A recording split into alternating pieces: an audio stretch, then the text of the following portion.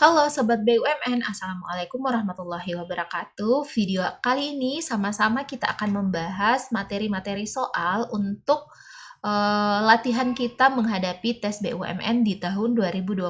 Nah, untuk soal yang pertama ini merupakan materi logika reasoning. Jadi, untuk soal ini kita diminta untuk kita disajikan sebuah teks bacaan atau konten. Nah, selanjutnya kita diminta untuk menarik kesimpulan.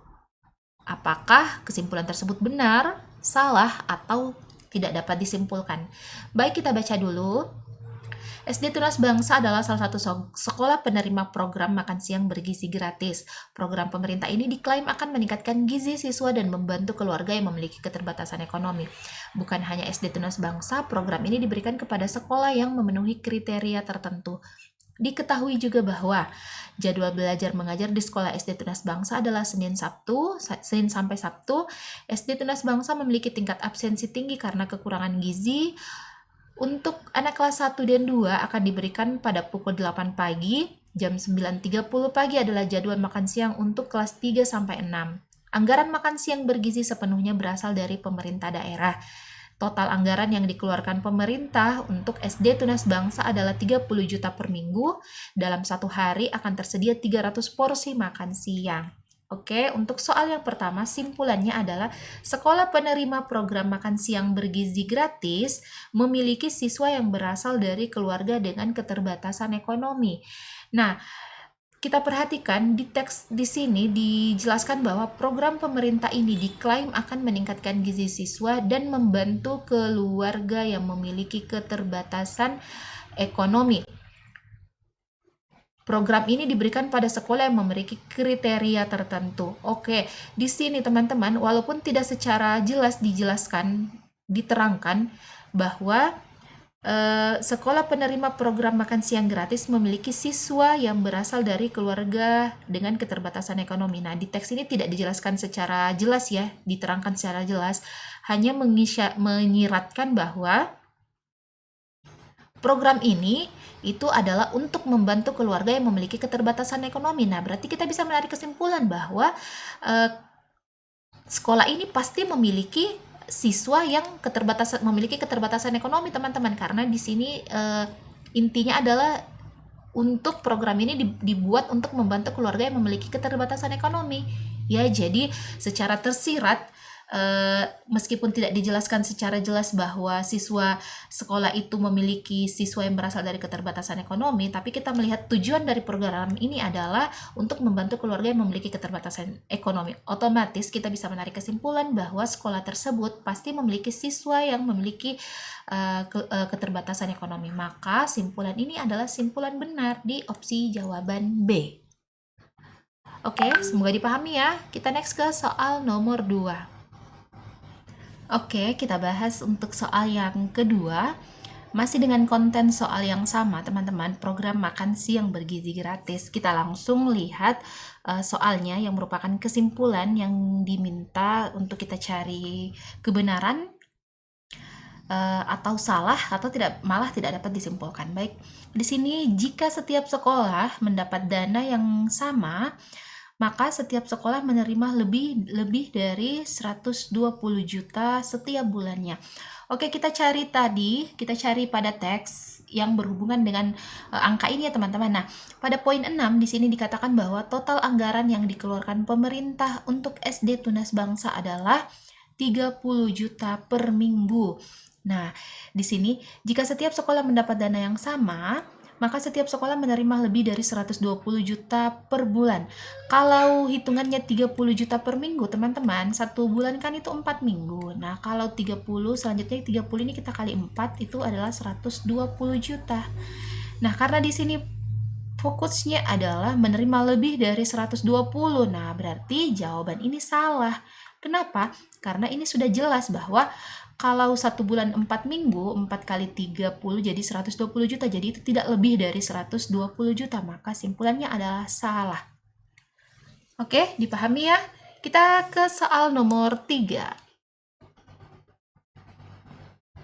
Oke, kita next ke soal nomor 3. Jadi ini merupakan number sequence, teman-teman. Jadi derat angka. Jadi kita akan diminta untuk menentukan mana opsi antara A, B, C, D, dan E yang tidak memenuhi pola deret, tidak mengikuti pola deret yang tersedia.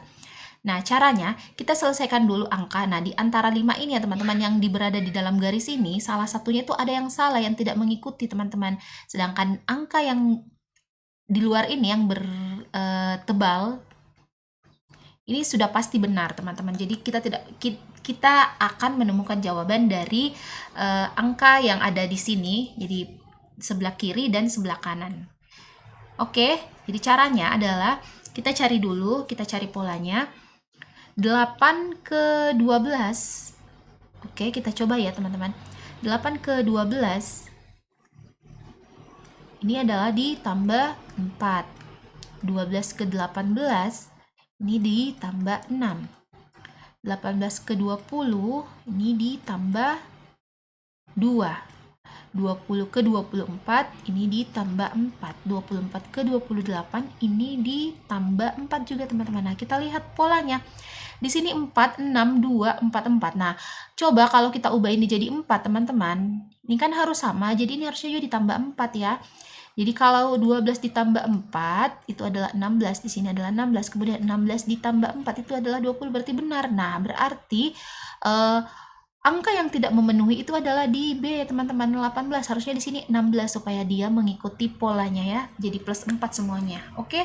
Jadi di sini harusnya 16, maka opsi jawaban yang salah yang harus kita pilih adalah di opsi jawaban B, C18. Oke? Dipahami ya? Kita next ke soal keempat.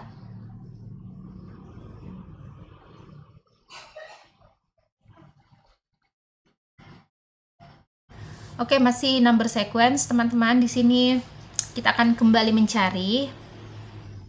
Jadi untuk menyelesaikan soal number sequence, caranya itu adalah kita harus banyak-banyak latihan. Jadi kita bisa melihat pola-pola yang tersedia. Jadi kita langsung dapat menentukannya, teman-teman. Jadi harus banyak-banyak latihan. Oke, kita perhatikan. Ini kan berarti ada salah satu antara opsi A, B, C, D, dan E ini yang salah, tidak memenuhi. Kita periksa, di sini 26 ke 28 ini ditambah 2, sama halnya dengan ini ya. Ini juga ditambah 2. Kalau 28 ke 33 ini ditambah 5. Sama juga teman-teman, kalau 56 ke 61 ini juga ditambah 5. Nah, berarti kita akan gunakan pola yang sama untuk mendapat angka yang tidak memenuhi. Di sini karena di sini tambah 2, otomatis ini juga ditambah 2. Ini di atas tambah 5. Oke, kita hitung. 33 ditambah 2 itu 36. Nah, di sini 36, harusnya kan 35, teman-teman. Nah, kalau kita 35 kita tambah dengan 5, ini kan hasilnya 40, berarti sudah betul di sini 40. Nah, berarti yang salah itu adalah di A, 36, yang harusnya 35.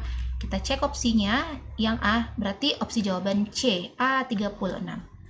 Oke, kita next ke soal berikutnya. Untuk soal nomor 5 ini merupakan materi klasifikasi kata, jadi kita diminta untuk mencari kata yang tidak berhubungan dengan kata yang lainnya ya teman-teman. Kita cek. A. Menjemur, B. Melipat, C. Mencuci, D. Mengemudi, E. Menyapu. Nah, kalau kita perhatikan, menjemur, melipat, mencuci, dan menyapu ini semuanya keempatnya adalah pekerjaan rumah tangga, teman-teman. Kalau mengemudi ini tidak termasuk ya, teman-teman. Berarti tidak memiliki kesamaan di opsi jawaban D. Gampang sekali ya, teman-teman. Nah, untuk soal yang terakhir, ini sebagai latihan di rumah. Teman-teman boleh cari jawabannya, kemudian teman-teman share di kolom komentar beserta alasannya. Ya, untuk soal ke-6 ini, baik, mungkin video ini cukup sampai di sini. Semoga bermanfaat bagi teman-teman dan memberikan banyak pengetahuan, tambahan pengetahuan sebagai latihan untuk tes BUMN tahun 2025 nanti. Baik, terima kasih. Assalamualaikum warahmatullahi wabarakatuh.